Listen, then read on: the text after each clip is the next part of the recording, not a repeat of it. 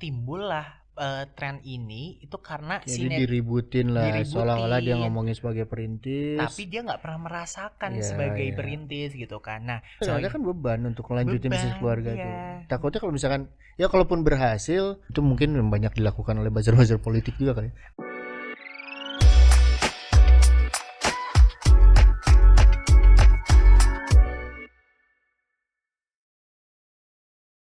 Hai, what's up bre? This is us, Walk the Talk. Gua Nawi. Gua Mando. Ya nggak salah sih jadi perintis, tapi yang ngomong masa pewaris. Ngomong-ngomong tentang perintis, yuk kita lihat dulu ya. Menurut KBBI Bang Mando, perintis adalah orang yang memulai mengerjakan sesuatu, pelopor atau pembuka jalan. Ya, jadi rata-rata kadang kalau kita sering lihat gitu ya, ada jalan perintis kemerdekaan. Jadi itu pelopornya tuh kan. Nah, nama jalan ya. Iya gitu. Dan akhir-akhir ini tuh lagi banyak banget omongan tentang perintis dan pewaris. Yuk, menurut Bang Mando, my big brother, oh god. Lo lebih milih perintis atau pewaris? Milih ya. Iya milih. Atau menurut pertama pilih. Sebenarnya ada banyak pertanyaan sih buat lo ya Bang. Menurut lo yang pertama, perintis atau pewaris? Perintis atau pewaris? Kalau gue, ya mungkin karena gue jalanin sebagai perintis kali ya. Asik.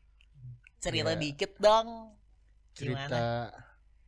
Ya perintis ya starting gue bingung gini loh, kalau misalkan untuk suruh milih, orang lebih milih mana, ya balik lagi kan orang nggak ada yang tahu dilahirin dari mana kan. Maksudnya setuju. Kadang-kadang ada juga yang sebagai pewaris tapi bisa jadi, ini kan sebenarnya tolak ukur dari perintis atau pewaris, di mana dia bisa sukses, bisa ngejalanin atau enggak bisa jadi someone gitu kan. Kayaknya kalau misalnya ya kalau gue lihat kan dari pewaris yang jadi pun gitu kan ya sah-sah aja, dia cuma dapat privilege starting pointnya aja kali kan. Betul. Kalau misalnya perintis mungkin mulai dari 0, dia mulai dari 7 kali.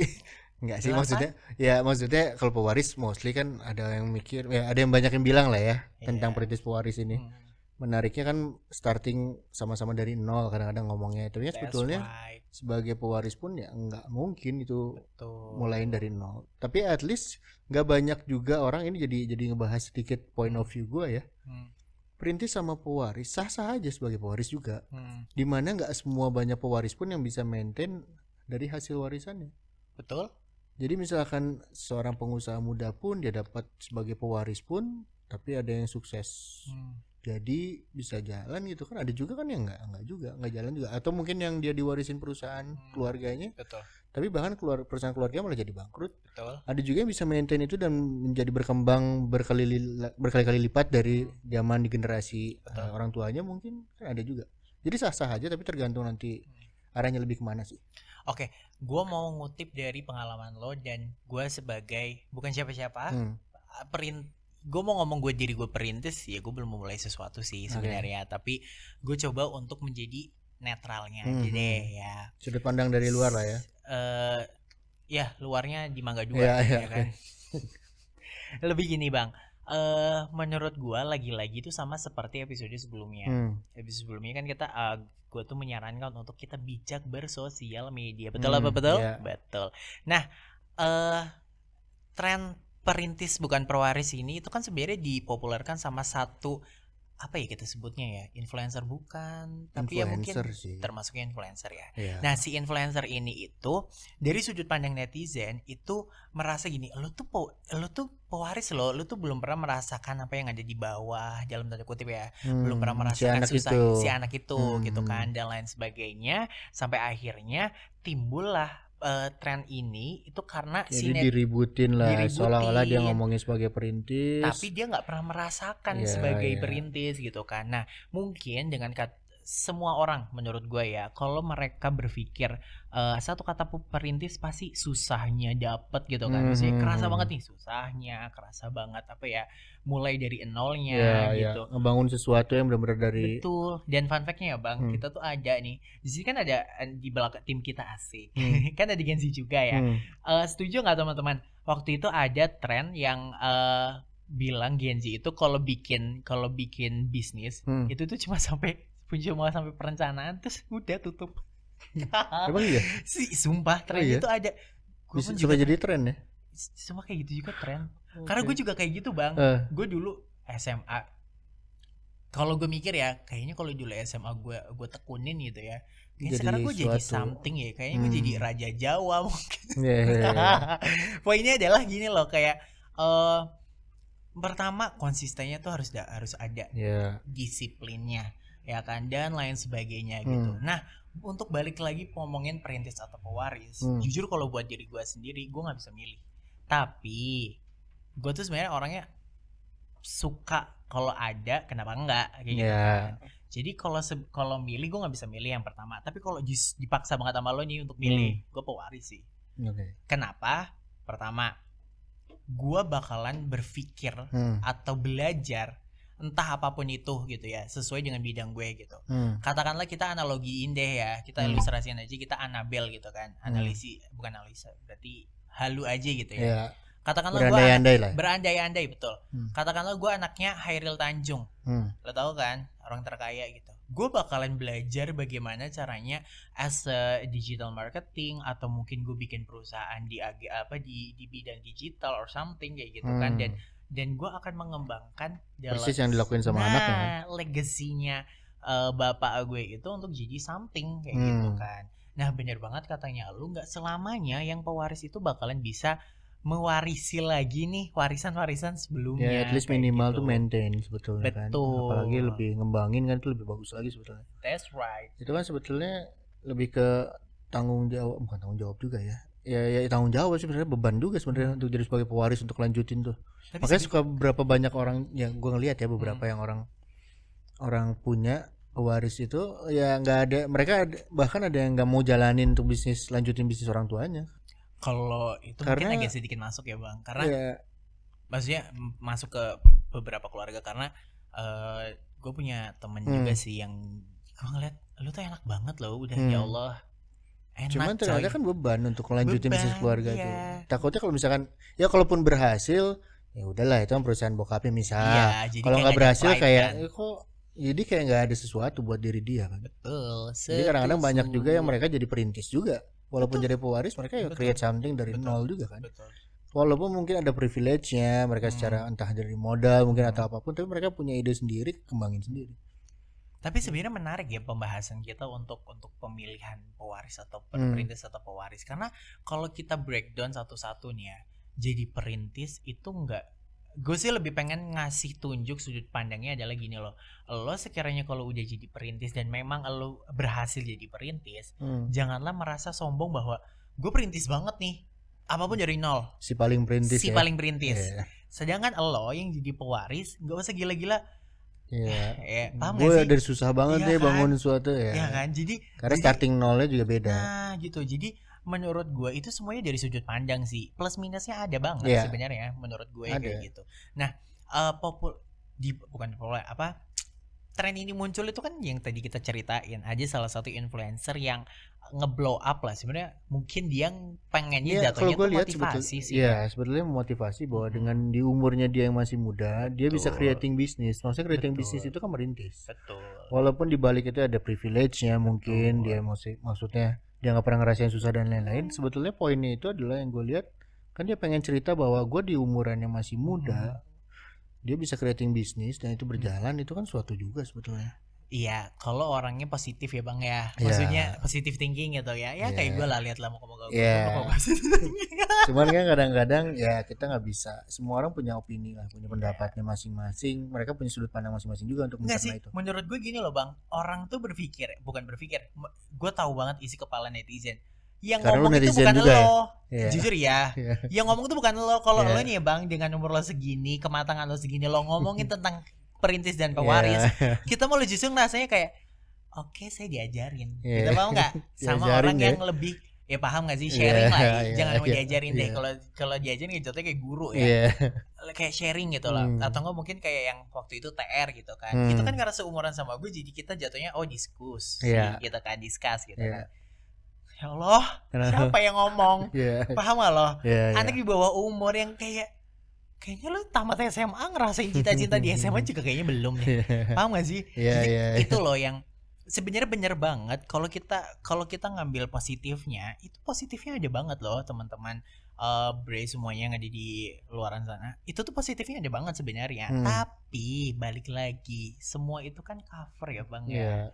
Nah, tiba-tiba tonjol jebret gitu kan. Gue enggak tahu umur dia berapa tapi bocil sih ngomongin yang kayaknya lo gak usah mikirin itu ya sih. Kayak berat banget, kita yang orang dewasa aja pengen jadi anak kecil lagi. Sedangkan lo pengen jadi anak dewasa. Satu bahasan gue di YouTube-nya siapa gue lupa. Gue lupa. Cuman intinya bahasannya tuh ada lebih ke apa yang dia coba share itu kan sebetulnya bagus menurut sudut pandang ya, beda-beda lah orang punya sudut pandangnya. Nge-share bahwa dia bisa membangun sesuatu dari umur yang masih muda. Cuman ada yang bilang juga bukan kurang tepat kali ya. Disayangkannya adalah itu kan seolah-olah bukan dia yang ngomong tapi dari orang tuanya atau maksudnya bukan murni dari dianya gitu. Kayak scripted gitu ya. Kayak scripted. Jadinya kan jadi disayangkan gitu kan. Ya, jadi kayaknya disayangkan. Jadinya kan bisa bias pecah kemana-mana jadi. Jadi seolah-olah yang si anak ini tuh cerdas banget di umurnya dia bisa creating something, tapi yang ternyata selama ini kan jadi scripted, seolah-olah kan jadi kayak gitu. Jujur gue kenal si anak ini. Kenal lu ya? Bocil ini. Jujur gak kenal sih. Oh iya. Juga enggak. Tahu gitu maksudnya mulai tahu ya. Agak gue mengenali di sosial media gitu tuh bukan dari waktu dia blow up sebenarnya. Sebelumnya pun ada. Kalau dari gue sendiri ya, gue mengenali dia itu sebenarnya sebelum dia itu trending. Tapi sekali lagi gue tidak merasa relatable karena itu tadi Bang, kalau sekiranya yang gue tonton elu di kamera, gue masih bisa menerima. Paham kan? Biasnya adalah betul banget. Pertama dia scripted, terus kayak ngerasa di direct, dan yang terakhir tuh kayak makan es krim bareng aja yuk. Kayaknya enak deh. Kayaknya udah aja nggak usah ngobrolin itu gitu. Kayaknya nggak sesuai menurut gue kayak gitu. Ya sebenarnya kan ya balik lagi interpretasi sudut. Ya orang juga ngelihat juga punya penilaiannya sendiri lah. Betul. Kalau buat gue kan ya mungkin tadi maksud lu juga gue nangkep. Maksudnya kadang-kadang mungkin orang yang lebih berpengalaman, kalaupun misalkan sharing gitu kan lebih kayaknya lebih masuk nih, bisa diterima nih, karena kayaknya pengalamannya dia udah cukup makan asam garam gitu istilahnya. Sebenarnya kan sebetulnya satu sisi juga bisa dipelajarin juga dari si anak ini. Maksudnya di umur itu yang gue bilang tadi, di umur dia seusia dia, mau dia idenya mau scripted mau apapun juga, tapi at least di umurnya dia tuh udah bisa memanage sesuatu itu suatu itu luar biasa juga sih menurut gua. Dan yang harus digarisbawahi lagi dan lagi adalah teman-teman, ayo kita bijaksana dalam bersosial media, bijak berkomentar, bijak menanggapi, merespon apa segala macam itu teman-teman. Satu sisi juga sekarang agak bahayanya mungkin ya. Agak bahayanya banyak clipper gitu kan. Maksudnya gue tidak nggak masalah sama untuk profesi clipper ya. Jujur gue profesi clipper. Iya, cuma maksudnya kan itu bisa membantu juga kan untuk naikin suatu brand sosmed atau apapun. Cuma kadang-kadang ada clipper yang tanpa bertanggung jawab, motong tanpa ada poin-poinnya yang jelas. Itu kan bisa jadi bias kemana-mana. Itu bisa jadi mungkin menjurus ke hoax juga kan. Karena kan bisa jadi fitnah juga. Ya kalau misalkan emang poinnya tidak tersampaikan tapi di klip kan, ya itu mungkin banyak dilakukan oleh buzzer-buzzer politik juga kan. Kenapa gue jadi ngomongin politik ya?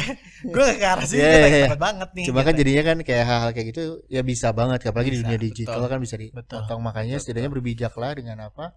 Cari tahu benar-benar konten yang sebetulnya seperti apa. Cari tahu misalkan emang potongan dari podcastnya seperti apa, full ngobrolinnya seperti apa. Karena itu kan bisa jadi bias kemana-mana, malah jadi salah interpretasi nanti. Nah ini gue pengen ngegelontorinnya gini loh. Maksudnya kayak kita kan masih apa sih bahasa Indonesia ngegelontorin? Banyak Ntar dulu. Gue mengutarakan, mengekspresikan. Kan tadi kita nyambungnya tuh dari awal kan, yang ngomongin tentang menyesuaikan bahasan gitu kan dari dia. Sebenarnya at the end kalau kita mau memulai sesuatu, mau bikin konten apapun itu ya, menurut gua yuk kita ibaratnya kayak bikin mie instan kan ada prosesnya ya. Sebelum itu perencanaannya gitu loh. Apalagi lo nih adalah anak seseorang. Gue gak tahu anak seseorang siapa namanya gitu ya, tapi katanya lu anak seseorang nih, katanya orang kaya nih gitu kan. Bukan masalah kaya, mungkin pengusaha gitu kan. Nah menurut gue yang rencanain social media planningnya kadang kayak lo ngapain anak kecil dikasih pembahasan gitu, paham gak sih lo? Nah Yeah. ujungnya ke sini memang sih dilempar respon publik tuh kan seperti itu. Nah sekali lagi gue tekankan yang ngebikin kontennya juga yuk dipikirin lagi. Yang di luar yang udah dapat umpannya jangan gila-gila narik tarik gitu loh. Akhirnya tuh menurut gue ngebuat orang-orang tuh jadi overwhelming, tau bang. Gitu. Oke sekarang agak keluar, gue maaf banget kita keluar topik sedikit aja. Menurut gue mau nanya sama lo, lo sering overwhelming gak sih kalau lagi nonton sosial media? Kayak gue jarang mantengin sosial media sih. Thank you, makanya lo zen terus ya bang ya. Sehat terus deh. Iya. Jujur gue enggak lagi, otak gue. Iya kalau pun nonton sesekali lah, maksudnya nonton sekali juga kan yang memang gue pengenin kan. Sebetulnya kan balik lagi overwhelming atau enggak, menurut pendapat gue pribadi ya. Iya. Kan apa yang mau kita lihat aja kan. Betul. Yang gue pengenin lihat, ngapain gue penuhin otak gue sama yang gak gue pengen lihat. Iya sih. Jadinya nggak overwhelming juga kan. Toh iya yang pengen gue lihat. Benar. Iya. Never mind. Udah Iya, deh oke. balik lagi. Lanjut. Nah, tadi menariknya gini, gue ngelihat kalau lu bilang yang kayak misalkan untuk si anak itulah ya. Iya. Cuman nggak semua anak juga bisa kayak begitu loh. Maksudnya di umur dia, gue sih sebenarnya agak takjub juga ya. Walaupun cara ngedidiknya atau apapun orang tuanya, maksudnya si anak itu masuk ke situ sih. Iya. Cuma maksudnya kayak takjubnya mau scripted mau apapun ya. Pendapat gue kan Public kayak skillnya bagus ya. Iya. Public speakingnya public speakingnya bagus untuk anak segitu untuk gila. anak segitu bagus. Itu keren sih. Maksudnya ya cara didik ya mau tadi lu bilang lah, maksudnya kayak anak kecil dimuncul atau apapun juga nggak semua anak kecil bisa kayak begitu. Iya sih benar. Jadi sebagai dia punya pemikiran, mau dia jauh mikirnya di atas umurnya. Betul. Tapi at least mungkin kalau misalkan udah jadi besar, ya itu kan dia bisa udah kebentuk dari lebih dini ya. Atau mungkin gue punya saran nih buat lo, Dek. Sehat kan bang? Dek siapa? Dek. Gue tiba-tiba Dek aja. Ya itulah ya, lo yang ngerti kan, yang lagi populer. Coba deh lo mungkin bersosialisasiin buat anak-anak seumuran lo tuh jangan terlalu banyak main HP, main layangan di luar, congklak gitu kan lebih asyik kan. Dan kita pun gak bisa juga. Iya sih benar. Karena kan memang di umurannya dia, untuk generasinya yang kayak dia sekarang kan udah jarang yang main layangan. Mungkin ya. Dia juga gak main layangan juga kali. Iya kali ya. Ya iyalah, gimana dia mau ngajarin untuk main layangan, sama halnya kayak tadi lu bilang kan. Gimana dia mau ngajarin seseorang dari perintis atau nggak pewaris, sedangkan dia juga kan bukan nggak jalan. Lah dia sekarang suruh jalanin, jangan terlalu banyak main gadget lah. Semua anak sekarang di umuran dia mainnya begitu. Ya gimana dia mau main layangan keluar, kagak ada mainnya juga. Karena gue tapi tiba-tiba ya konteksnya gue nangkep bahwa ya setidaknya menyesuaikan umur. Iya, kayak di umurannya gitu, dia gitu main kan. lah sewajar. Bukan sewajar, ya mungkin buat dia itu wajar juga kali. Nggak bisa kayaknya. Kayaknya kita udah nggak usah mikirin dia deh. Kita balik lagi ke poin awal ya guys. Menurut lo salah nggak sih pewaris? Enggak lah. Jujur kalau dari gue kan yang pro nih. Iya. Enggak banget. Enggak banget maksudnya. Kenapa? Menurut lo enggak? Kenapa? Karena pertama gue bisa memanfaatkan. Lu nanya wajar atau enggak kan? Iya wajar. Salah apa enggak sih lebih tepatnya, bukan wajar. Enggak bisa salah lah, orang lahir di ya. keluarga siapa enggak ada yang bisa tahu. Bener. Wajar sih benernya. Iya. Ya udah deh gue pilih wajar. Sebenarnya salah mungkin gini, mungkin maksud lu gue nangkep. Iya, maksudnya wajar orang yang bisa. Ya. Kopi guys. Oh, dari Hotdog Lab. Thank you Hotdog Lab. Thai tea. Best. Itu Thai tea ya. Gue dari dulu sampai sekarang always gue larang. Oke. Gimana tadi bang? Apa salahnya jadi bukan salah? Sih konteksnya sebenarnya bukan wajar atau enggak. Ya orang nggak ada yang tahu juga kan lahir dari rahim siapa. Betul. Ya mau jadi pewaris entah orang yang berada mempunyai privilege atau enggak kan kita nggak pernah tahu. Cuman mungkin patokannya kan kadang-kadang perintis atau pewaris itu kan ukurannya itu kan dari dia berhasil atau enggak kan. Berhasil bangun sesuatu kayak berhasil bangun bisnis atau enggak. Ya istilahnya ukuran dari mana coba?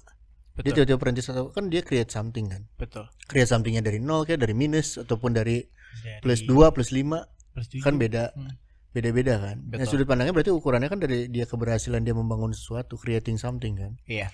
Nah kalau misalnya lu tanya itu wajar atau enggak ya wajar-wajar aja, sah-sah aja kan. Sah-sah aja. Mau dari ya pewaris ya starting pointnya lebih duluan aja kalau lebih ada, baik secara modal mungkin, baik secara latar belakang network itu penting banget. Betul. Ya.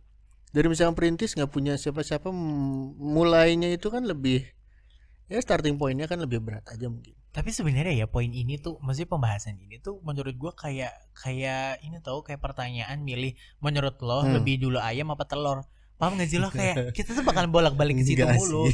Karena beda lah. Ya beda sih, maksudnya nggak sepuyeng mana telur mana ayam ya. Tapi menurut gua setiap opsi ini tuh punya plus minusnya masing-masing. Masing-masing ada plus minus. Iya, plus minus. Jadi beda juga dari titik ininya loh. Gua ngeliat tuh ya kayak titik pencapaian mungkin ya. Milestone-nya dari pewaris sama perintis mungkin beda. Kayak misalkan gue kadang-kadang suka ngeliat kan, ada pertanyaan kayak influencer atau content creator yang nanya gitu kan. Kapan lu dapat misalkan 10 juta, udah gak ditanya kali ya, 100 juta pertama lu misalkan.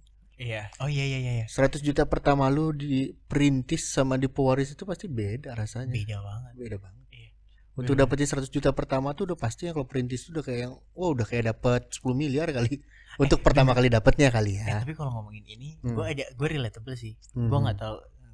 Ya lanjut dulu. Ya maksudnya feel-nya pasti akan beda. Betul. Buat yang pewaris mungkin dapat 100 juta, ya gue nggak tahu ya, maksudnya balik lagi. Cuman kayaknya lebih ngerasa kayak ya udah 100 juta mungkin berasa kayak 10 juta pertamanya lah kayaknya. Jadi kayaknya lebih biasa dibanding untuk perintis ya. Apalagi dapetin 1 miliar pertamanya kan. Ya lebih ya balik lagi, nggak bisa mengeneralisir semuanya akan sama punya perasaan seperti itu. Betul. Mungkin ada juga pewaris yang merasakan 100 juta pertama juga karena memang effortnya dia untuk mendapatkan itu, usahanya dia kan beda-beda kan semuanya. Benar. Tapi balik lagi kan memang starting pointnya mungkin nggak bisa disamain. Tapi kalau ngomongin ini ya bang, gue tuh suka banget salah satu influencer. Gue bakal ngomong Theo Derek, best dia. Gue tuh nggak dengerin dia tuh dari podcast ini apa, Magna Talks. Siapa tuh namanya? Ian Lawrence. Halo bang. Iya. Tapi kalau lu ngeliat video kita agak-agak ada di undang kali ke Magna Talks gitu, ke Magna Talks gitu.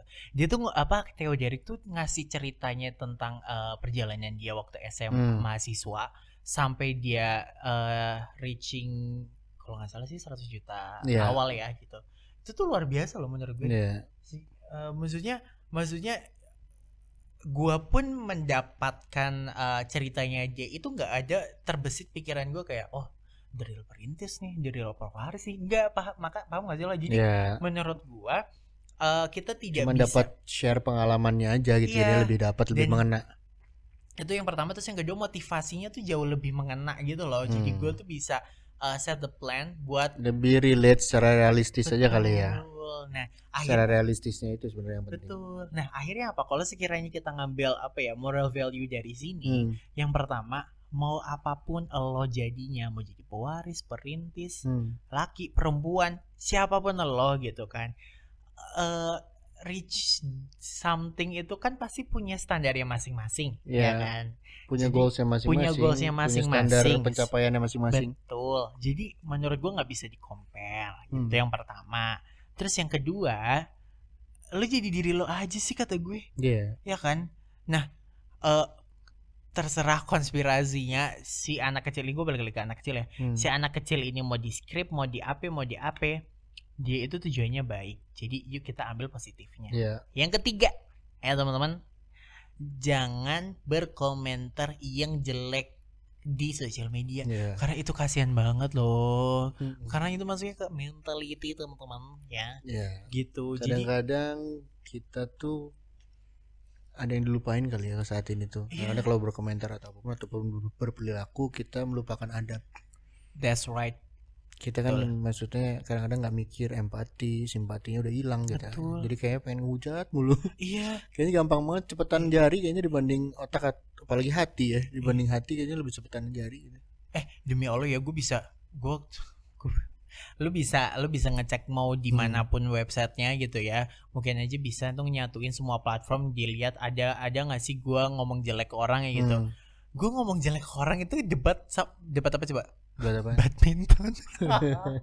Seenggak itu. Hah? Ya debat badminton sih kan sebenarnya Iya. yang didebatin kan kayak Paham aja lo. iya. Dan maksudnya sudut gua pandang nggak pernah- masing-masing aja. Iya, dan gue tuh nggak pernah apa nggak, alhamdulillah seumur hidup gue ya gue nggak pernah bully, gue nggak pernah apa judgment something ke orang kayak gitu, apalagi di sosial media, karena gue ngerti banget.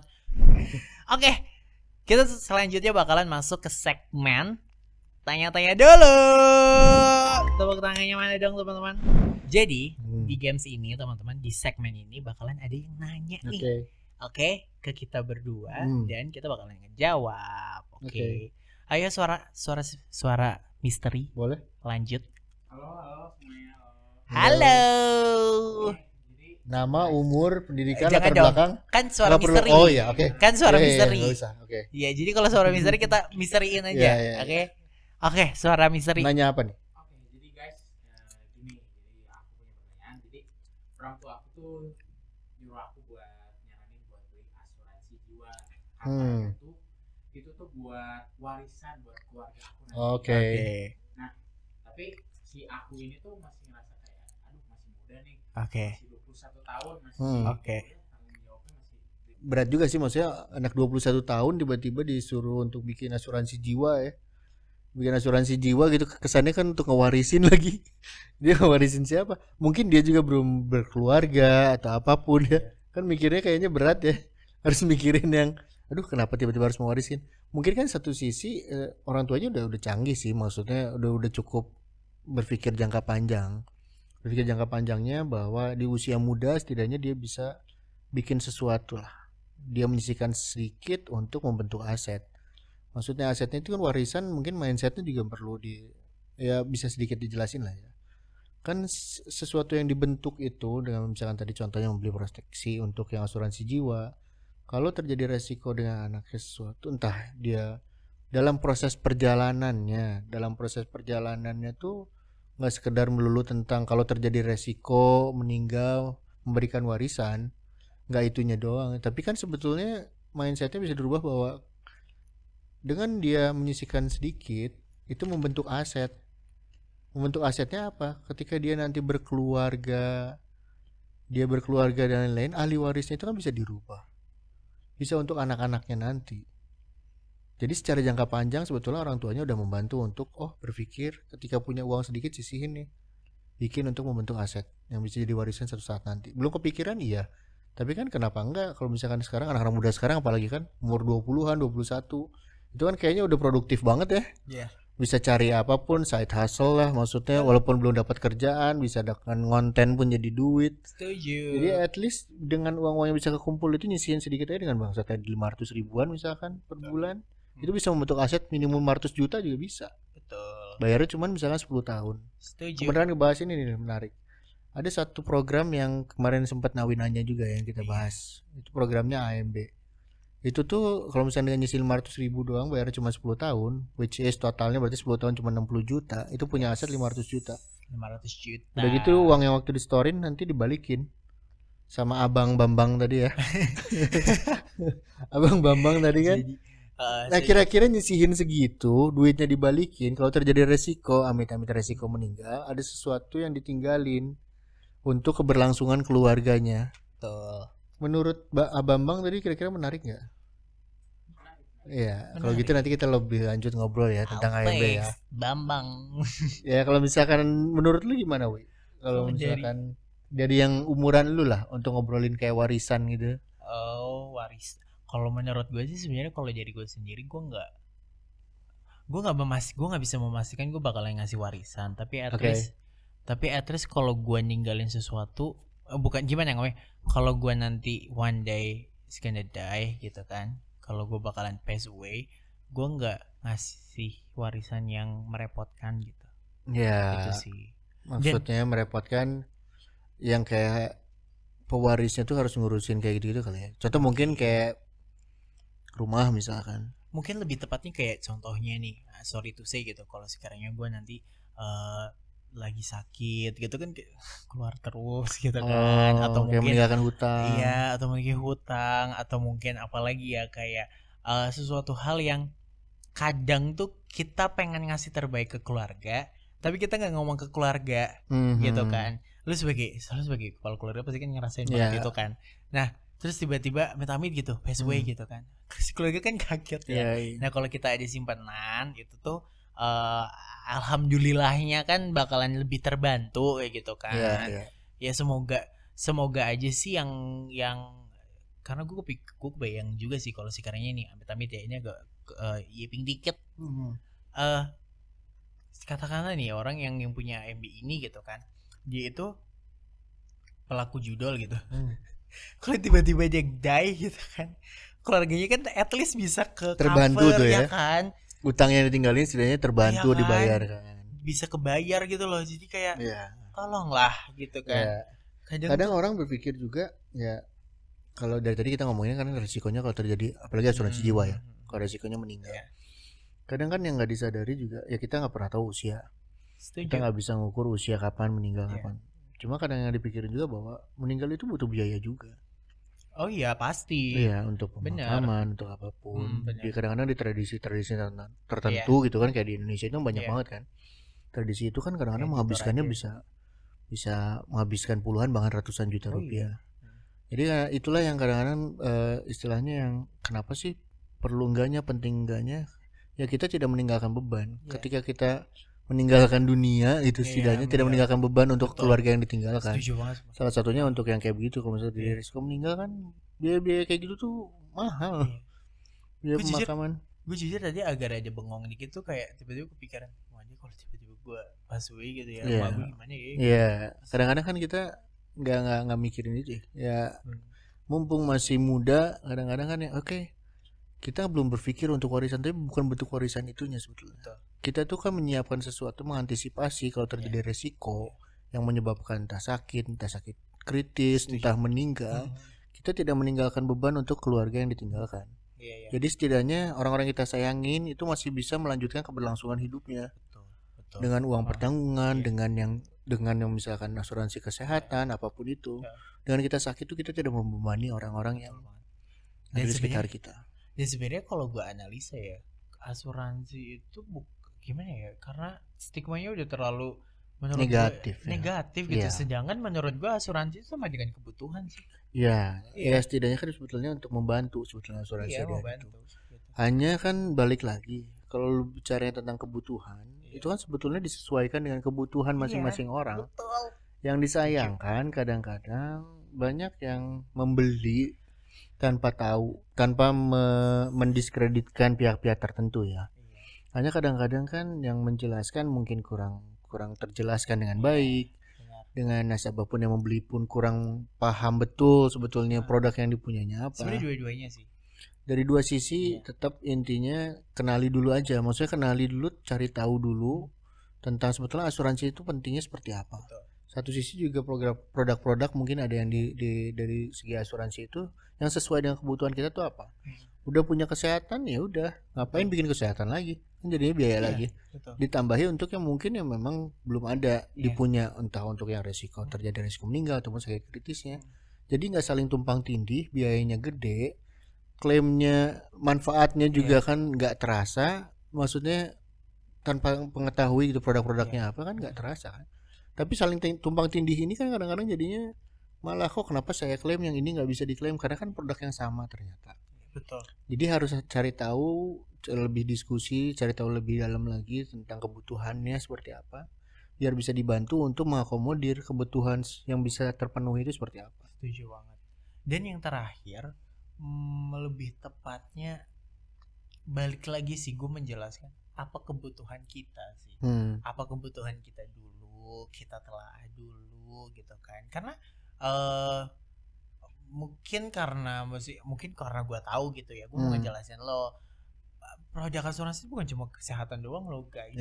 Ada pendidikan, ada legacy buat warisan, ada macamnya ya. Dan itu juga bentuknya banyak gitu. Makanya sebelum lanjut nih gitu, untuk lo memilih gitu kan, asuransi mana yang tepat, lo harus ngerti dulu lo tuh butuh apa kayak gitu kan. Dan menurut gue yang tadi kita bahas, proyek yang kita bahas itu AMB namanya guys, AIA Melangkah Bersama, dan that's bisa masuk ke Gen Z menurut gue ya. Ya, dengan pertama cukup bukan cukup lagi, murah nggak sih bang, termasuknya per bulan loh. Kayak uang kopi harian lu Iya sebenarnya. kan, lu bayangin aja kopi katakanlah kopi something gitu ya, 50.000 gitu kan, 40.000 lo kaliin aja sebulan. Iya. Segitu loh guys. Jadi menurut gue yuk kita kenalin lagi kebutuhan kita apa, dan cocokin lagi nih, kalian harus pilih produk yang mana. Yep.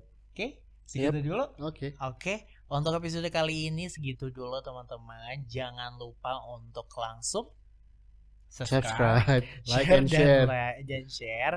Dan untuk kalian yang ada pertanyaan atau mungkin juga hal-hal yang ingin dijelaskan lebih dalam lagi, bisa langsung klik aja di deskripsi di bawah. Dan jangan lupa sekali lagi ya teman-teman, kalian harus tahu kebutuhan kalian apa sebelum memilih produk.